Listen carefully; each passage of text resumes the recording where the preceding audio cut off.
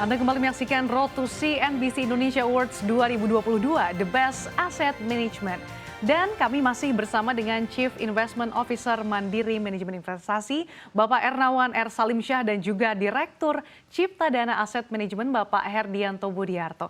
Saya akan ke Pak Awan dulu. Pak Awan, di tengah berbagai ketidakpastian global, sentimen negatif, ancaman stagflasi dan juga resesi, seperti apa sih racikan investasi dari Mandiri Manajemen Investasi? Sektor-sektor apa sih yang menarik untuk dilirik dan seperti apa nih racikan investasi dari Mandiri Manajemen Investasi? Apakah ke pasar uang atau ke mana nih Pak? Baik, jadi sebetulnya kita punya assorted class of asset gitu ya, yang jadi flagship dari MMI. Dan sebetulnya kita berfokus pada investment proses dari masing-masing class of asset tersebut. Jadi kalau misalnya kita ambil fixed income gitu ya, flagship kita sekarang dalam posisi shortening duration gitu ya, mempersiapkan situasi ketika suku bunga naik. Karena mau nggak mau suku bunganya naik di US dan kita pikir mungkin bisa sampai 4,5 atau 5% nantinya ya untuk fight the inflation. 7 days reverse repo juga harus ikut gitu ya. Kalau nggak bisa catch up gitu, kita bisa disusul sama Fed Fund Rate, which is itu akan mengundang orang short rupiah. Jadi mestinya enggak, kita lihat BI akan menjaga minimal 100 bips. Nah dengan kondisi seperti itu, tentunya yang short duration yang akan diuntungkan. Jadi fixed income portofolio kita biasanya 0,7 atau 0,8 kali duration dari benchmarknya, ya, shortening our duration gitu ya. Itu untuk di fixed income.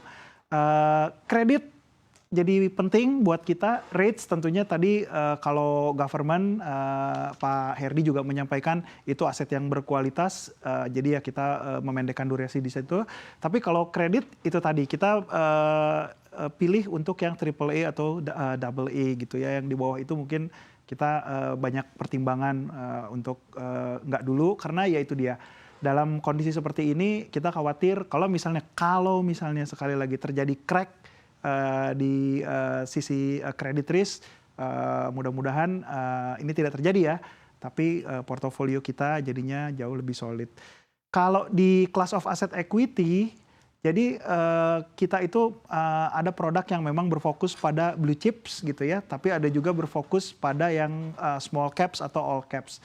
Nah, kita sarankan sih untuk sekarang yang pada blue chips, karena di situ kita selain well diversified, kita juga mencoba defensif, terutama jika ada sentimen ya. Jadi kalau secara fundamental bottom up, blue chips kita ini company-company yang resilient, kuat gitu ya. Tadi saya udah sampaikan bahwa dibanding pre-pandemic mereka bottom line-nya udah jauh lebih bagus.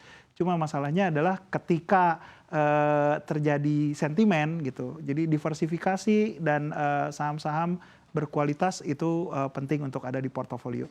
Terakhir, dari semua itu mungkin fund terbesar kita adalah money market, sekitar 12,3 triliun overall money market, tapi salah satu flagship kita itu sekitar 11,6 triliun. Tadi Pak Herdi menyinggung kepentingan liquidity untuk menjaga investor itu bisa nyaman ya keluar masuknya. Nah, di money market itu sangat teruji, sangat penting. Dan bayangkan ketika kita itu sebetulnya kalau fundnya kecil gitu ya, redeem beberapa ratus miliar itu oke gitu. Tapi kayak money market kita itu Mandiri Investa Pasar Uang, tertingginya pernah 16 triliun, tapi di masa-masa sulit kita bisa serve investor untuk mereka mengalami redemption sampai fund kita itu hanya tinggal 11 triliun ya. Nah, artinya apa? Liquidity penting, asset quality penting, dan tentunya credit quality juga penting. Kalau enggak, kita nggak bisa serve that kind of pressure yang diberikan oleh market. Jadi kita terima kasih karena investor tetap percaya sama kita, dan fiduciary duty adalah sesuatu yang akan selalu kita pegang. Oke, kalau dari Cipta Dana Asset Management seperti apa nih Pak racikan investasinya? Oke, kalau kita bicara tentang investasi, tema investasi kami itu adalah high quality liquid asset. Ya, jadi kita cari entah itu saham, entah itu obligasi, ataukah itu penempatan deposito dari istilahnya pihak-pihak yang memiliki high quality. Ya, nah berikutnya ya kita lihat likuiditasnya. Ya. Nah, saya akan mulai dari setiap aset kelas. Kalau kita bicara tentang saham sendiri, ya kita sih lebih cenderung untuk memakai pendekatan bottom up. Ya. Dalam artian apa? Dalam artian stock picking itu adalah kunci untuk memberikan risiko dan return yang diinginkan. Ya. Tentu saja dengan parameter yang paling penting itu adalah likuiditas. Ya.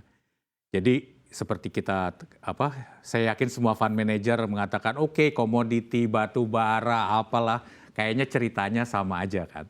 Tinggal masalah racikannya seperti apa. Jadi sebetulnya yang paling penting itu adalah menurut kita view-nya itu adalah ada high quality. Ya. Kemudian kalau misalnya seperti yang mungkin sudah saya sampaikan sebelumnya, oke, kalau mau riding on commodity cycle, fine. Kemudian juga kita bicara company yang balance sheet-nya kuat. Ya. Kemudian juga kita bicara tentang company yang bisa pass through kenaikan ongkos produksinya. Ya. Atau kalau nggak bisa pass through ya kita bicara shrinkflation. Ukurannya dikecilin, harganya sama. Ya. Jadi marginnya, profitability-nya itu akan sama. Ya. Nah, itu kalau kita bicara dari saham bottom up.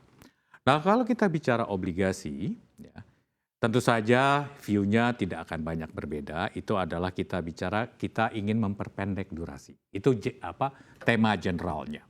Tetapi yang perlu diingat adalah kita itu tidak hanya sekedar melihat rating. Ya. Bagi kami rating itu adalah pembuka pintu.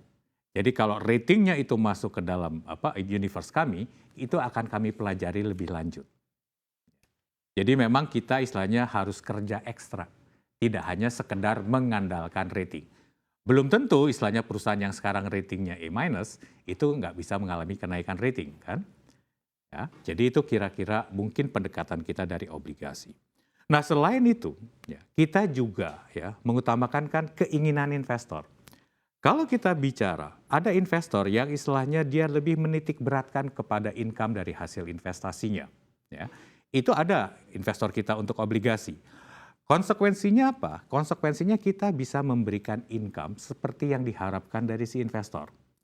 Tetapi kita harus jelaskan kepada si investor tadi bahwa oke Pak, durasinya kita nggak bisa ganggu-gugat. Berarti akan ada penurunan. Bapak istilahnya kira-kira istilahnya comfortable atau tidak. Itu kan ada proses dialog. Ya. Jadi memang general terms-nya untuk obligasi itu adalah shortening duration, tetapi kita juga lihat special needs ya daripada para investor tadi. Oke. Nah, kalau kita masuk ke dalam money market, so far sih yang kita lihat ya oke lah money market sekarang kalau kita bicara rate deposito di bawah dari tingkat inflasi ya. Ya, ada kemungkinan untuk catch up, ada kemungkinan untuk tidak catch up. Ya. Tetapi sekali lagi, kalau kita bicara money market, itu yang paling penting itu adalah likuiditas. Jadi untuk mengejar return-nya, itu adalah driver utamanya itu adalah investasi di obligasi. Ya. Memang harus diakui ada penurunan. Tetapi kalau kita bicara money market, sebetulnya harganya kan sudah mendekati par juga kan. Penurunannya mungkin tidak terlalu signifikan dibandingkan dengan pendapatan bunga yang bisa diperoleh. Jadi sebetulnya temanya sih hampir sama ya. Semuanya ingin berhati-hati, kehati-hatian ditingkatkan.